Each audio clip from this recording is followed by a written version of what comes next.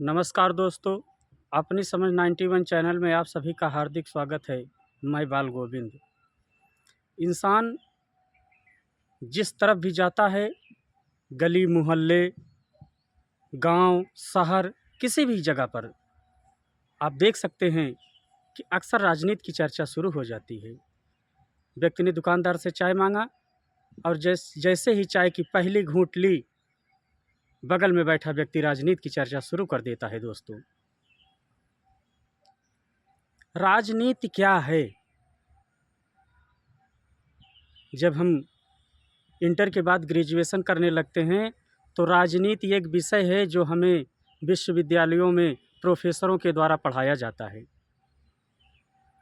अब अपने अंदर यह सवाल खड़ा होता है दोस्तों कि जो राजनीति में आज जो राजनीति की व्यवस्था दिख रही है, जिस तरीके से राजनीति में धर्म को जोड़ दिया जाता है और उसमें धर्म की चर्चा होने लगती है, जहां संविधान की चर्चा होनी चाहिए, जहां नेता राजनेता की चर्चा होनी चाहिए, वहां पर देवी देवताओं की चर्चा होने लगती है।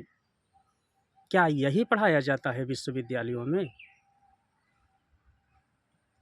दोस्तों, मैंने ग्रेजुएशन जो है राजनीति शास्त्र से तो नहीं किया है, लेकिन जो राजनीति चल रही है इसको देखते हुए, जिस तरीके से राजनीति में धर्म को जोड़ करके इन जातियों की बात करके राजनीति की जाती है, इन सब पर मैं अपने विचार रख रहा हूं। दोस्तों, मैं किसी पार्टी का ना तो मैं प्रचार कर रहा हूं और ना ही किसी पार्टी का मैं विरोध कर रहा हूं। दोस्तों, राजनीति शास्त्र का शाब्दिक अर्थ होता है राज्य के नियमों का अध्ययन करना। हमारे देश के इस प्रेजेंट टाइम में जो टॉप क्लास के टीचर्स में गिने जाते हैं, डॉक्टर दिव्यकीर्ति सर ने बताया कि राजनीति जो होती है समाज को सबसे ज़्यादा प्रभावित करती है।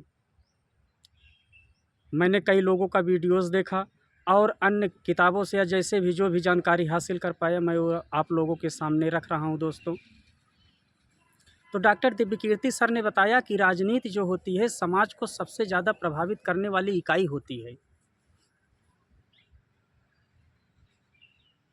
अब राजनीति में जो इस तरीके से धर्म जुड़ जाता है, क्या वास्तव में ऐसे ही धर्म जोड़ने को कहा गया है दोस्तों? या ऐसे ही राजनीति की चर्चा करते करते, किसी नेता राजनेता की चर्चा करते करते देवी देवताओं को लाके उसमें खड़ा कर दिया जाए? क्या ऐसा ही पढ़ाया जाता है?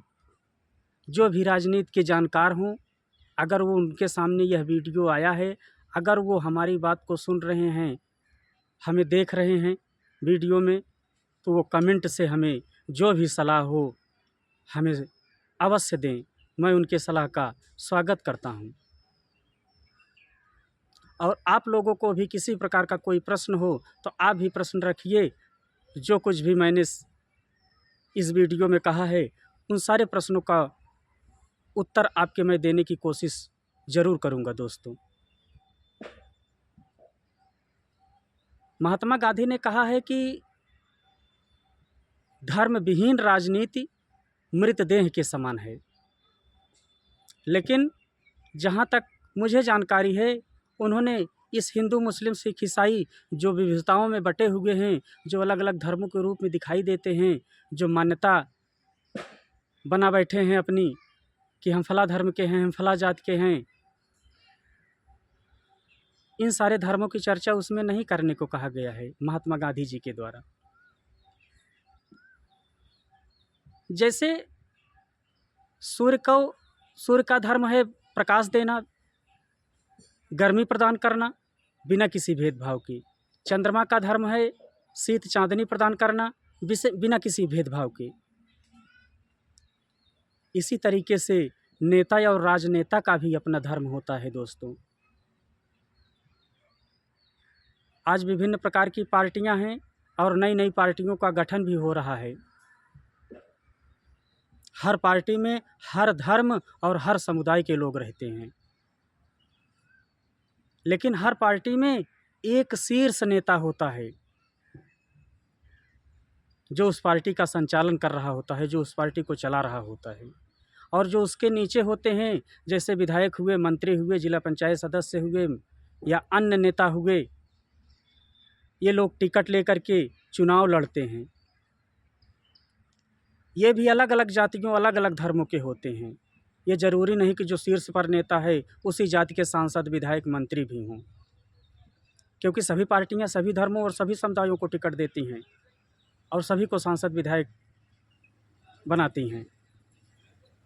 लेकिन जब किसी पार्टी की सरकार बन जाती है तो वही पार्टी जो है धार्मिक राजनीति करती हुई दिखाई देती है, जातिगत राजनीति करती हुई दिखाई देती है। क्योंकि जिस धर्म का विधायक है, जिस धर्म का सांसद मंत्री है, उसी धर्म के ऊपर उंगली उठाई जाती है। ऐसा मैं अपनी समझ के अनुसार कह रहा हूँ। और उस सांसद विधायक को दिक्कत होती है कि यार ये क्या हो रहा है, मैं तो इस पार्टी का विधायक हूँ, सांसद हूँ और हमारा फूल मालाओं से स्वागत किया जा रहा है क्योंकि मैंने मेहनत करके चुनाव जीता है, लेकिन यहाँ तो अपनी जाति का और अपने धर्म का विरोध भी दिखाई दे रहा है। कुछ लोग कहते हैं कि पहले ये जातियां बना दी गई। जातियों के बारे में तो मैंने विशेष अध्ययन नहीं किया है दोस्तों, लेकिन एक बात समझ में आती है कि जो जातियां पहले बना दी गई थी वो तो बन गई थी, लेकिन क्या तब से लेकर के अब तक क्या नई नई जातियां नहीं बनी हैं? इन जातियों को कौन बनाया? किस पार्टी ने बनाया? किस पार्टी के नेता ने बनाया? उदाहरण के तौर पर जो कोई यादव लिख रहा है वो फिर जाटव लिख रहा है, फिर और कुछ लिख रहा है। कई लोगों से मैंने पूछा तो उन्होंने बताया कि भैया ये टाइटल लिखते हैं। हमने कहा कभी ये जाति में तो नहीं बदल जाएगी?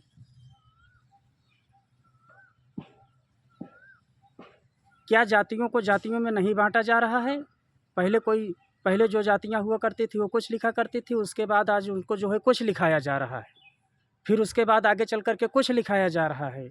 अक्सर ऐसा भी सुना है कि कई जातियों का जो है फाइल लगी हुई है, इनको एससी में कर दिया जाए, इनको ओबीसी में कर दिया जाए, इनको इसमें कर दिया जाए। तो राजनेता का जो धर्म होता है वो लोगों की समस्या को सुनना, वो चाहे जिस धर्म का हो चाहे जिस जाति का हो। अगर वह राजनेता उससे मिलने जा रहा है, उससे मिल रहा है, तो वह उसी जाति का है, वही उसका धर्म है जो उस व्यक्ति का है। और जो उस व्यक्ति की समस्या है, जो जनता की समस्याएं हैं, वही राजनेता की समस्याएं होनी चाहिए। और उन समस्याओं को राजनेता जो है जड़ से खत्म करने की कोशिश करे, ताकि उसे किसी राजनैतिक व्यक्ति का सहारा न लेना पड़े। आज तो ऐसा देखा जाता है कि बहुत सारी जो जातियां बनी हुई हैं उनमें उच्च जातियां, निम्न जातियां। आज निम्न जातियों में जो चुनाव लड़ना चाहते हैं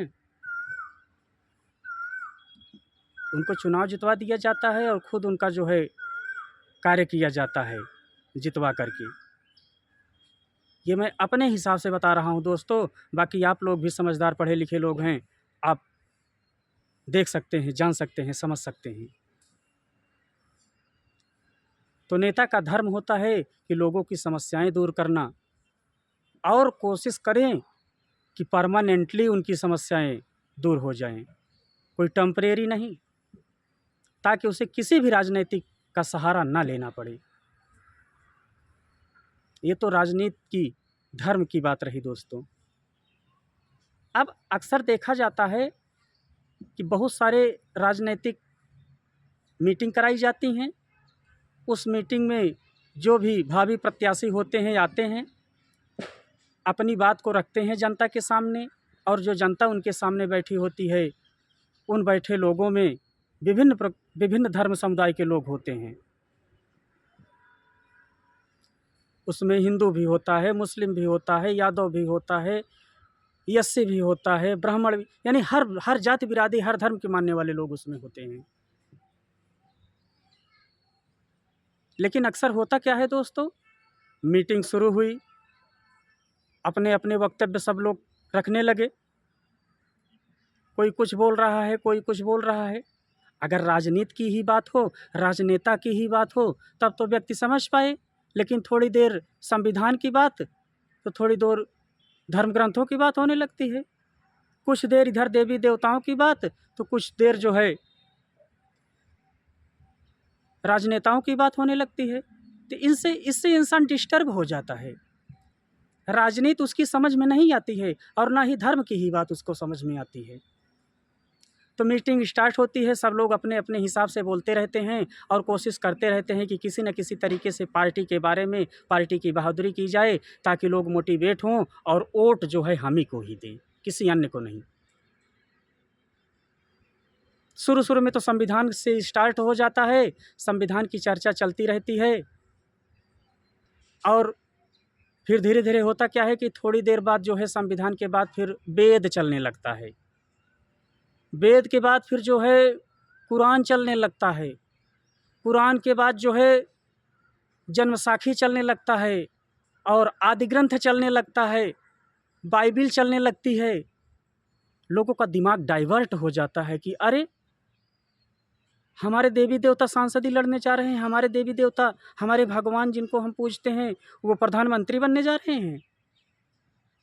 तो कुछ देर जैसे मान लो वर्तमान समय के प्रधानमंत्री माननीय नरेंद्र मोदी जी की चर्चा हो रही होती है, फिर कुछ देर बाद ही जो है भगवान शंकर की चर्चा होने लगती है, फिर कुछ देर बाद जो है अन्य पार्टी मायावती जी की चर्चा होने लगती है, फिर उसके बाद जो है लक्ष्मी गणेश की चर्चा होने लगती है, फिर उसके बाद केजरीवाल की चर्चा होने लगती है।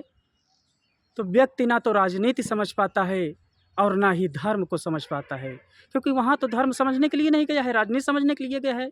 लेकिन जब ये सारे देवी देवता उसमें आ जाते हैं तो उसको बड़ी दिक्कत होने लगती है कि आखिर ये कैसे इसको धर्म को मिला मिला के बोल रहे हैं।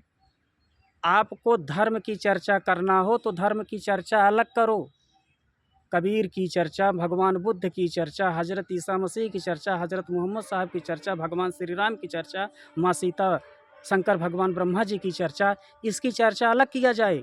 और जब हमें नरेंद्र मोदी जी की चर्चा करना हो, केजरीवाल की चर्चा करना हो, मायावती की चर्चा करना हो, ममता बनर्जी की चर्चा करना हो, अमित शाह की चर्चा करना हो, तो इसकी चर्चा अलग किया जाए। तो मुझे ऐसा लगता है कि तो लोग राजनीति जो है समझने में उन लोगों को आसानी होगी दोस्तों। अब इस तरीके से बोलने से ऐसा लगता है जैसे ब्रह्मा जी को प्रधानमंत्री बनाने जा रहे हैं, भगवान श्री राम को मुख्यमंत्री बनाने जा रहे हैं, दुर्गा माई जी को सांसद बनाने जा रहे हैं, कुछ ऐसा समझ में आने लगता है। और फिर धीरे धीरे लोग खिसकते चले जाते हैं, राजनेता का दिल दहलने लगता है कि अरे लोग क्यों चले जा रहे हैं। लोग बहुत समझाते हैं लेकिन लोग रुकते नहीं। फिर धीरे धीरे जब लोग चले जाते हैं एकदम से मीटिंग समाप्त हो जाती है और इसी पर सब लोग शांत हो जाते हैं, कोई कुछ नहीं बोल पाता है दोस्तों।